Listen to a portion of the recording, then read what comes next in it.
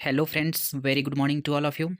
आप सब लोग कैसे हैं? आई होप आप लोग बहुत अच्छे होंगे। फ्रेंड्स, आज मैं आप लोगों को sweetest love I do not go poem से 20 मोस्ट इम्पॉर्टेंट ऑब्जेक्टिव क्वेश्चंस लेकर के आया हूं, जिसमें से आप लोगों का पहला क्वेश्चन है John Donne was born in, मतलब जॉन डॉन का जन्म कब हुआ था, मतलब कौन सी ईस्वी में हुई थी। तो फ्रेंड्स, आप लोगों के पास 4 ऑब्जेक्टिव क्वेश्चंस के ऑप्शंस दिए हुए हैं, जिसमें से आपको करेक्ट ऑप्शन को चूज करना होगा पहले की तरह। तो यहाँ पर आपका जो फर्स्ट ऑप्शन है उसमें है 1562, 1667, 1572, 1570। That means the first question objective है जो, sorry, John Donne was born in. तो यहाँ पर कहता है 1562 है, 1667 है, 1572 है, 1570 है। तो जो करेक्ट आंसर आपका है फ्रेंड्स वो होगा डी, 1570, 1570। जॉन डॉन की जो जन्म हुई थी वो 1570 में हुआ था। नेक्स्ट क्वेश्चन की तरफ हम लोग बढ़ते हैं फ्रेंड्स कि नेक्स्ट क्वेश्चन आपका क्या है। तो नेक्स्ट क्वेश्चन देखते हैं हम लोग। John Donne died in, John Donne की मृत्यु कब हुई फ्रेंड्स। तो यहाँ पर जो ऑप्शन है आपके पास 1672 है, 1631, 1615, 1602। तो आपका जो करेक्ट आंसर है आप लोग चूज करेंगे फ्रेंड्स कि आपका करेक्ट आंसर क्या है। मैं आप लोगों को करेक्ट आंसर दे रहा हूँ, आपका करेक्ट आंसर बी हो जाएगा, 1631। तो फ्रेंड्स, अब हम लोग थर्ड क्वेश्चन को देखते हैं कि थर्ड में क्या है। थर्ड में कहता है कि John Donne was the pioneer of new kind of lyrical and satirical verse. यहाँ पर कहता है कि जो लिरिकल होता है इसका मतलब होता है भावसूचक, एंड सैटेरिकल का मतलब होता है व्यंग्यात्मक।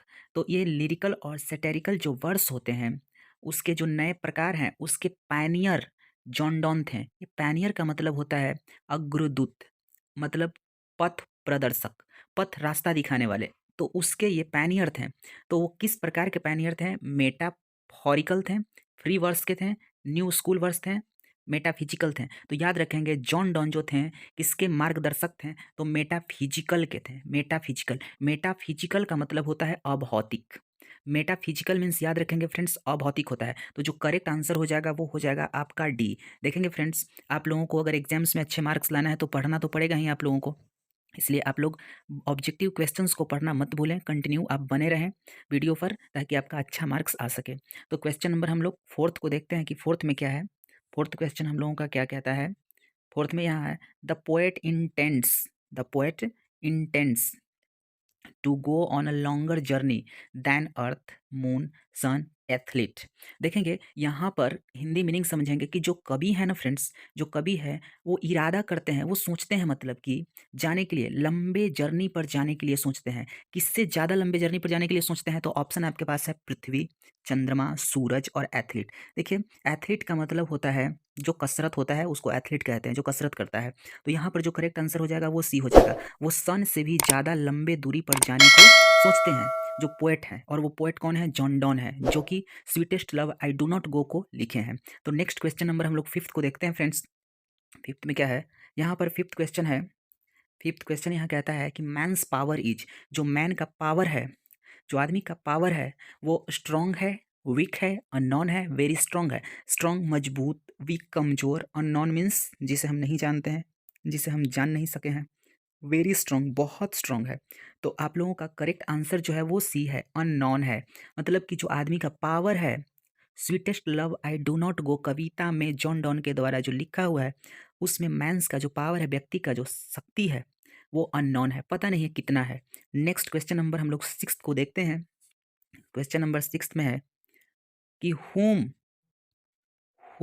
the poet loves so intensely that he wants to come back soon। यहाँ पर हिंदी मीनिंग इसका कहता है कि जो कवि है ना, जॉन डॉन है ना, वो किसको बहुत ही ज़्यादा प्यार करते हैं। लव सो इंटेंसली, बहुत ही तीव्रता से प्यार करते हैं कि he wants to come back soon, क्योंकि वो जल्द ही वापस आना चाहते हैं। वो किसे प्यार करते हैं कि वो तुरंत ही वापस आना चाहते हैं जा करके। तो अपने बेटे को हिज सन, अपनी बेटी को हिज डॉटर, बिलव्ड अपनी प्रेमिका को, पृथ्वी को, धरती को। तो यहाँ पर जो करेक्ट आंसर आपका है फ्रेंड्स वो चूज कर लेंगे आपके पास ए बी सी डी में। तो करेक्ट आंसर आप लोगों का सी है, बिलव्ड। अपनी प्रेमिका को बहुत ही ज़्यादा प्यार करते हैं जिससे वो जा करके तुरंत ही आना चाहते हैं। क्वेश्चन नंबर सेवेंथ को हम लोग देखते हैं। सेवेंथ में क्या है फ्रेंड्स? सेवेंथ में आपका क्वेश्चन क्या कहता है?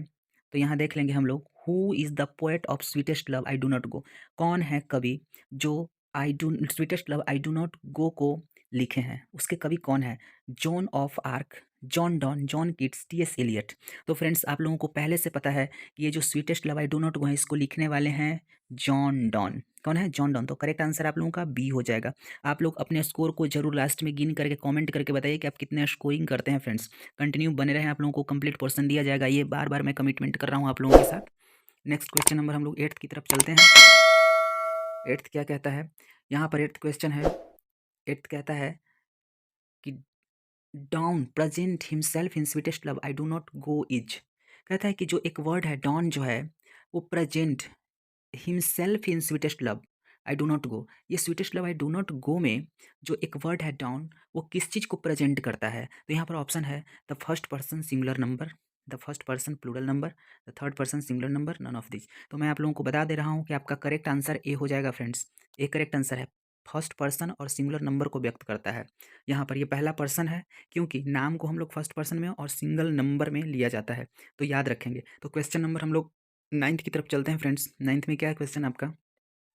9th में कहता है कि sweetest love I do not go is एक डिडैक्टिक पोएम है, एन एलेग्रिकल है, ए लव पोएम है, नन ऑफ दिज है। तो आप लोग करेक्ट आंसर जो होगा sweetest love I do not गो है वो आपका एक लव पोएम है फ्रेंड्स, याद रखेंगे, सी आपका करेक्ट आंसर हो जाएगा।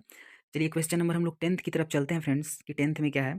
तो यहाँ पर 10th में आपका बताता है क्वेश्चन है कि Donne is well known for his, जो जॉन डॉन है वो बहुत ही अच्छी प्रकार से जाने जाते हैं, किस चीज़ के लिए जाने जाते हैं? तो सॉन्ग्स एंड सॉनेट्स के लिए, सेटायर्स के लिए, वन ऑफ द नॉवेल्स के लिए, या ऑल ऑफ दिच के लिए।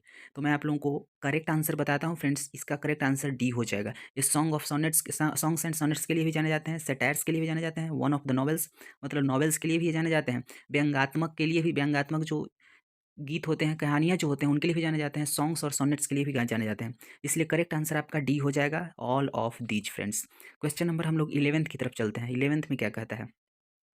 11th में आपका है in the poem sweetest love I do not go die stands for. कहता है कि sweetest love I do not go कविता में जो D Y E die word आया हुआ है वो किस चीज़ के लिए आया हुआ है? आप ऑप्शन आपके पास यहाँ पर है, ए में है to die, to paint, both A and B, none of this. तो correct answer die, D I E मतलब मृत्यु, मरने के लिए आया हुआ है फ्रेंड्स। तो करेक्ट आंसर आपका ए हो जाएगा। क्वेश्चन नंबर हम लोग 12th को देखते हैं। 12th में क्या है आपका फ्रेंड्स? क्वेश्चन यहाँ कहता है sweetest love I do not go may be compared with Shakespeare's. कहता है कि जो sweetest love I do not गो है ना, इसका कंपेयर किया जा सकता है शेक्सपियर के ऑल द वर्ड्स स्टेज, ये शेक्सपियर के द्वारा लिखा हुआ है, ठीक। तो कहता है क्या इनमें से किससे शेक्सपियर के द्वारा जो लिखा हुआ है उससे कंपेयर किया जा सकता है sweetest love I do not गो को? तो यहाँ पर जो शेक्सपियर के जो लिखे हुए हैं वो ऑल द वर्ल्ड्स स्टेज है पहला, दूसरा में the marriage of true minds, blow blow the winter wind, none of this. तो मैं आप लोगों को बता देता हूँ शेक्सपियर के द्वारा लिखी हुई एक the marriage of true minds है जो शेक्सपियर के द्वारा लिखी हुई है, उसी से sweetest love I do not गो को तुलना किया जा सकता है। ये आपका सेम इसी प्रकार से लिखा हुआ है, इसका मीनिंग भी उसी तरह से निकलता है जो शेक्सपियर्स के the marriage of true minds में लिखा हुआ है। तो नेक्स्ट क्वेश्चन नंबर हम लोग 13th की तरफ चलते हैं फ्रेंड्स। 13th क्या कहता है? यहाँ पर यहाँ पर ऑप्शन है, सॉरी क्वेश्चन है, who has compose the poem sweetest love I do not गो। कहता है कि जो sweetest love I do not गो है उसे किसने लिखा है, राइट।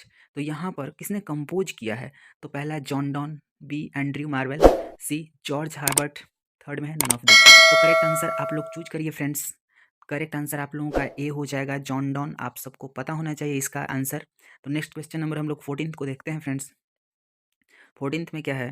कहता है यहाँ पर 14th में कि John Donne was the pioneer of, ये किसके अग्रदूत थे, किसके पथ प्रदर्शक थे?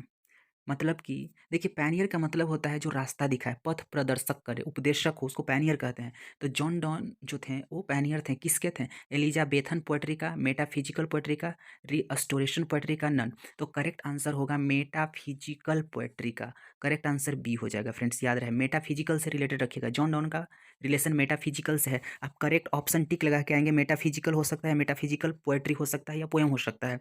तो याद रखेंगे मेटाफिजिकल का मतलब होता है अभौतिक, जिसका भौतिकवादी से मतलब न हो उसको मेटाफिजिकल कहते हैं। तो फ्रेंड्स हम लोग क्वेश्चन नंबर 15 को देखते हैं। The poet in the sweetest love I do not go is his beloved. कहता है क्या जो sweetest love I do not गो है उसमें जो कवि हैं is his beloved, tired of मतलब वो अपनी वाइफ से थके हुए हैं, एंग्री हैं, सैड है, उनके लिए सैड हैं, हैप्पी है फॉर। तो कहते हैं क्या यहाँ पर जो करेक्ट आंसर हो जाएगा वो सी हो जाएगा फ्रेंड्स, क्योंकि वो सैड हैं पोएट। तो नेक्स्ट क्वेश्चन नंबर हम लोग 15th को देखते हैं कि 16th को देखते हैं कि 16th में क्या है। तो यहाँ पर जो 16th क्वेश्चन है आपका फ्रेंड्स, ये कहता है John Donne is going to living his wife behind. वो अपनी पत्नी को छोड़कर कहाँ जा रहे हैं। तो आपके पास ऑप्शन है फ्रांस, जर्मनी, इटली, इंग्लैंड। तो जो करेक्ट आंसर होगा फ्रेंड्स वो बी हो जाएगा, वो अपनी वाइफ को छोड़ करके जर्मनी को जा रहे हैं। क्वेश्चन नंबर हम लोग 17th को देखते हैं। 17th क्वेश्चन है आपका कि John Donne thinks that each certain. John Donne कहते हैं कि क्या सर्टेन है। तो death, work, life, none of these. तो जॉन डॉन ये कहते हैं कि जो मृत्यु है वो निश्चित है, वो अटल है। तो करेक्ट आंसर ए हो जाएगा फ्रेंड्स, कि जॉन डॉन का कहना है कि जो मृत्यु है वो निश्चित है, मृत्यु को कोई नहीं टाल सकता है। क्वेश्चन नंबर हम लोग 18th को देखते हैं कि 18th में क्या है। तो 18th में आप लोग देखते हैं friends, John Donne wants to go away because he is not tired of his. कहते हैं क्या कि जो जॉन डॉन है फ्रेंड्स, जो जॉन डॉन है, John Donne wants to go away, John Donne दूर चले जाना चाहते हैं, because he is not tired of his, क्योंकि वो अपनी मदर से नहीं, फादर से नहीं, बिलव्ड से नहीं, सिस्टर से नहीं, वो किससे नहीं थके हैं। तो अपनी बिलव्ड से वो नहीं थके हुए हैं। तो करेक्ट आंसर सी हो जाएगा। रिमेंबर फ्रेंड्स, वो अपनी पत्नी से थके हुए नहीं है, याद रहे। नेक्स्ट क्वेश्चन नंबर हम लोग 19th को देखते हैं। 19th में क्या है, कहता है sweetest love I do not go is. जो sweetest love I do not go is एक सोनेट है, एनोड है, अ लिरिक है, अ बैलेड है। तो ध्यान देंगे फ्रेंड्स, मैं आप लोगों को पहले ही बता चुका हूँ कि ये सारे का मतलब क्या होता है। सबसे पहले सोनेट का मतलब 14 लाइन की पंक्ति, ओड का मतलब होता है स्तुति, श्रुति, एंड बैलेड का मतलब होता है आप लोगों का सादा गीत, एंड लिरिक का मतलब होता है भावात्मक गीत। तो यहाँ पर जो करेक्ट आंसर वो सी हो जाएगा, क्योंकि sweetest love I do not गो एक लिरिक है। नेक्स्ट क्वेश्चन नंबर हम लोग 20 जो कि लास्ट है आपका, इसको देखते हैं फ्रेंड्स कि ये क्वेश्चन क्या कहता है। तो यहाँ पर कहता है, अब है आपका कि John don has retain the poem. जो जॉन डॉन है वो कविता को लिखे हुए हैं।